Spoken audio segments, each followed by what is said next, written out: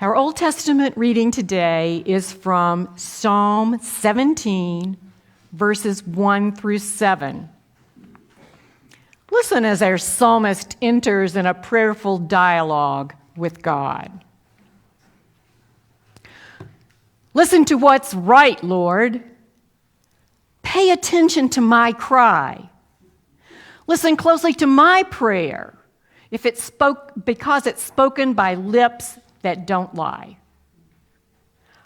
My justice comes from you. Let your eyes see what is right.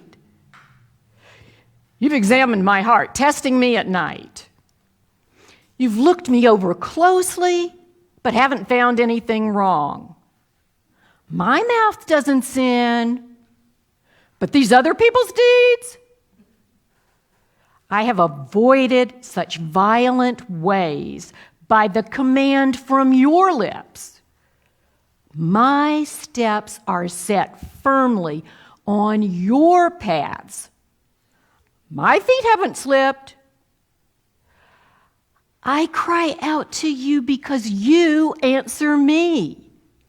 So tilt your ears towards me now. Listen to what I'm saying.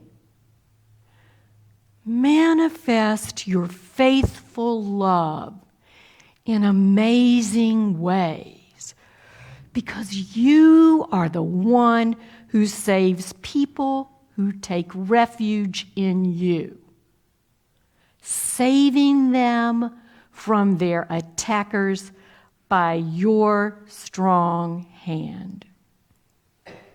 This is the word of the Lord. Thanks be to God.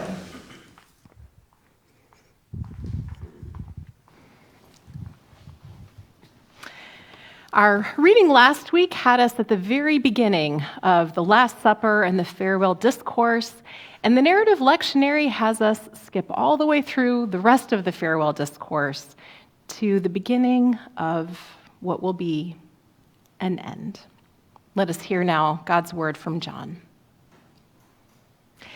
After he said these things, Jesus went out with his disciples and crossed over to the other side of the Kidron Valley. He and his disciples entered a garden there. Judas, his betrayer, also knew the place because Jesus often gathered there with his disciples. Jesus brought a company of soldiers and some guards from the chief priests and Pharisees, and they came there carrying lanterns, torches, and weapons. Jesus knew everything that was about to happen to him, so he went out and asked, "Who are you looking for?"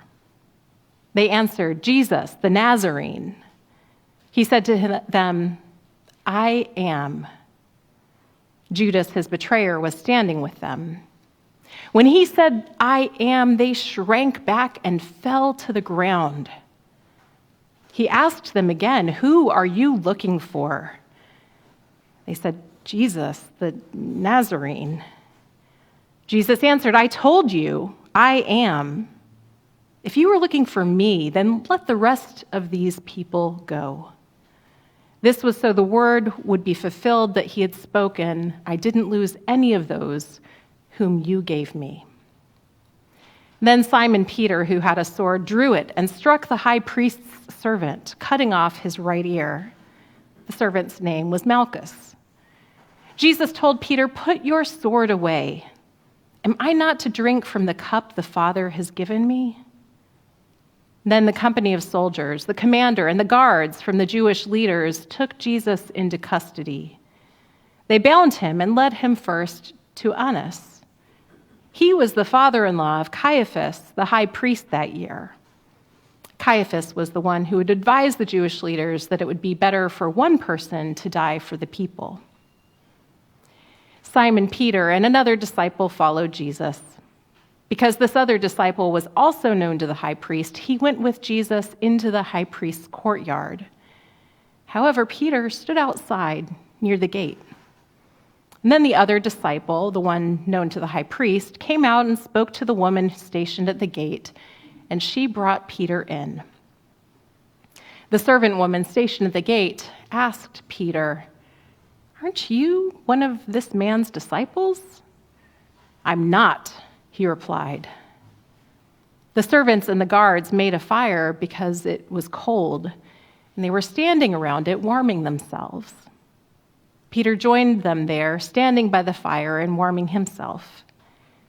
Meanwhile, the chief priest questioned Jesus about his disciples and his teaching. Jesus answered, "I've spoken openly to the world. I've always taught in synagogues and in the temple where all the Jews gather. I've said nothing in private. Why ask me? Ask those who heard what I told them. They know what I said." After Jesus spoke, one of the guards standing there slapped Jesus in the face. "Is that how you answer the high priest?" he asked. Jesus replied, "If I speak wrongly, testify about what was wrong. But if I speak correctly, why do you strike me?" Then Annas sent him bound to Caiaphas, the high priest. Meanwhile, Simon Peter was still standing with the guards, warming himself. They asked, "Aren't you one of his disciples?" Peter denied it, saying, "I'm not." A servant of the high priest, a relative of the one whose ear Peter had cut off, said to him, "Didn't I see you in the garden with him?" Peter denied it again, and immediately a rooster crowed. This is the word of God for the people of God. Thanks be to God. What do you do when the very foundation of your world is shaken or destroyed? Following Jesus was never exactly business as usual, but everything changed in the garden. The disciples' entire world was torn apart and turned upside down, and life would never be the same again. They experienced a shared traumatic event that would become part of their before and after. Maybe they first heard the sounds of the people approaching, or maybe they saw the lanterns and torches lighting up the dark night sky. They had been fearing the worst, and sure enough, the worst was closing in around them. Soldiers and guards led the way, expecting Jesus' friends to hide him, and maybe they wanted to, but Jesus wouldn't allow that. He immediately identified himself with the statement that is repeated so often in this gospel, "I am." The statement is now powerful enough to make his captors fall to the ground. And Jesus demands that his followers be allowed to go, the shepherd protecting the sheep to the very end. And so the sheep scatter away into the night. Jesus is taken into custody and brought where? To the house of the high priest's father-in-law, Annas. We know Caiaphas is the current high priest, and while he's mentioned, he doesn't play a role, really, in this part of the story. Annas, his father-in-law, is the former high priest, no longer in the position, but still revered as if he were. He still holds influence and commands loyalty. When one of the guards slaps Jesus, that's the kind of reaction only elicited by a high level of devotion and loyalty. He's not just a hired body. Annas is powerful. So what's really happening is this: Jesus has been arrested, detained, and brought before an extrajudicial group to mete out a punishment already decided. It's a sham of a trial, and everyone there knows it. There are no witnesses called forward, and Jesus' response highlights this fact.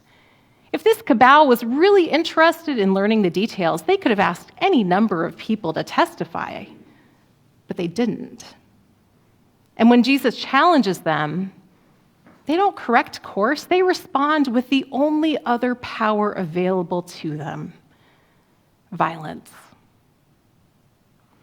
Annas and the others were not political leaders like Pilate, who we'll see next week.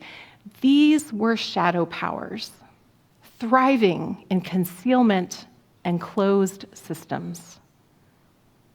There can certainly be overlap between the two, but in some ways, the latter is more insidious because these powers operate outside of processes of justice and accountability, and when they're threatened, they will do anything to retain their power.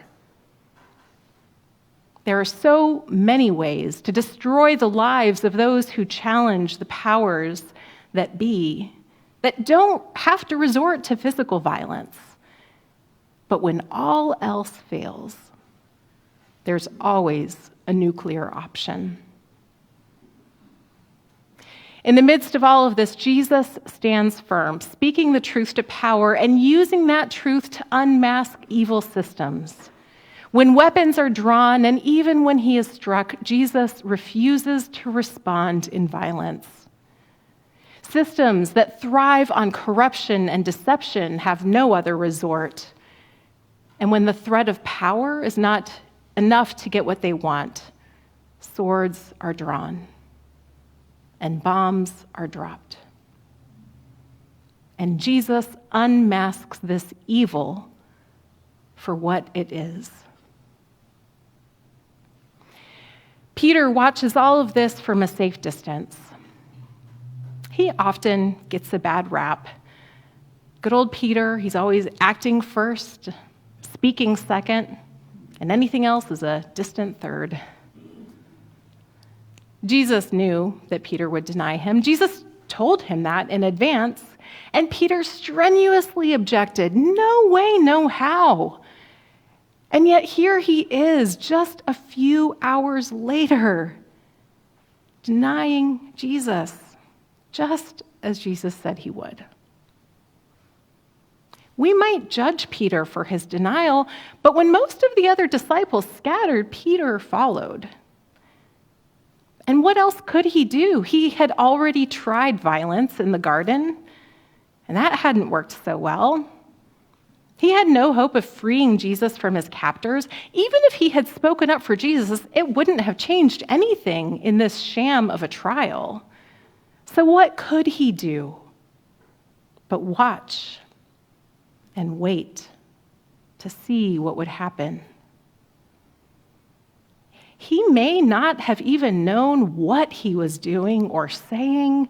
He was cold and scared and traumatized. He was like a sheep without a shepherd. When he was asked if he was a follower of Jesus, he said, "I am not." Throughout the gospel, Jesus revealed who he was through various I am statements. The first, simply I am, was said to the woman at the well. And then later Jesus will say, I am the bread of life. I am the good shepherd. I am the gate. I am the vine. I am the way, the truth, and the life, and more. At this point, all he needs to say is I am. He said the rest. You're looking for Jesus of Nazareth? I am. Ego eimi. In contrast, Peter's denial is the negation of this, uk eimi. I am not. 3 little words, 2 words in Greek, say so much. I am not. The life I envisioned for myself, the very ways I defined my existence are no more. The world around me is so frightening or heartbreaking or infuriating, and I am not powerful enough to do anything to change that. The real power in the world is so insidious, and I am not at that table. I don't have a voice. When everything is falling apart, what else can we say? There isn't much Peter or anyone else can do when all of this unfolds except wait and watch and witness. As tempting as it could have been to run and hide in a safe place, Peter walked into the lion's den. And as scared as he may have been, he kept watch.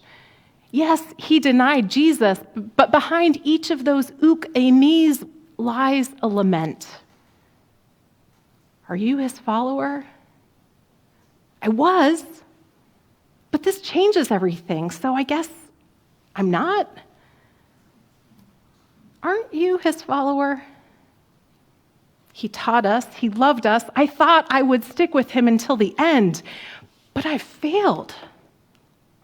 So I guess I'm not. Aren't you the one who took up the sword to defend him? What power do I have? Do you think I'm here trying to save him? I'm not. Peter denied Jesus 3 times. And after that third denial, he remained in the courtyard, warming himself by the fire, as Jesus was transferred to Caiaphas and then Pilate. And if we didn't know better, we may think this was the end of Peter's storyline. The next time we see Peter is on the morning of the resurrection, when he sees the empty tomb. And then he's not named again until the final chapter of John, when he just wants to go fishing. This fishing excursion leads to another encounter with Jesus. After a fruitless night of fishing, Jesus appears and tells them to cast the net on the right side of the boat. And they do, and they end up with an overflowing net. 153 fish, to be exact. Peter and the others are once again fed by Jesus, and after breakfast, Jesus asks Peter 3 times, "Simon, son of John, do you love me?" Jesus reverts to Peter's identity back when he first encountered Jesus, a fisherman named Simon, son of John. And there on the beach, Jesus extends a new invitation to follow. Peter moves from the threefold denial to affirming his love for Jesus 3 times over. And in doing so, he reclaims his identity as a disciple, and he is commissioned to a new role of servant leadership. When Jesus, the Good Shepherd, is no longer with them, Peter will care for the flock. Jesus also warns that things are going to get much harder for Peter, who would eventually find himself on the receiving end of the empire's capital punishment. There were still many things for him to fear, legitimately, but from then on, he refused to let his fear keep him from sharing the gospel truth. He had witnessed God's power in Jesus Christ. He had witnessed it prevail over the powers of this world, and he knew that love is greater than fear. We know this isn't the end of Peter's story, not by a long shot. But even so, things look pretty bleak. When the whole world is on fire around us, or when we feel our most beaten down and unable to move forward, when we think we're at our end, remember this: there is more to the story. And it's not about us. It's about Jesus, the Good Shepherd, who will not lose a single sheep. It's about Jesus, the light of the world, who shines hope into the deepest crevices of despair.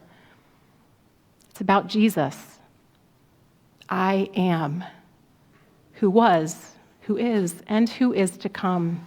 It's about what God is doing, what is still unfolding, transforming this world and bringing the powers of this world to their knees. It's about the love of God, which conquers all.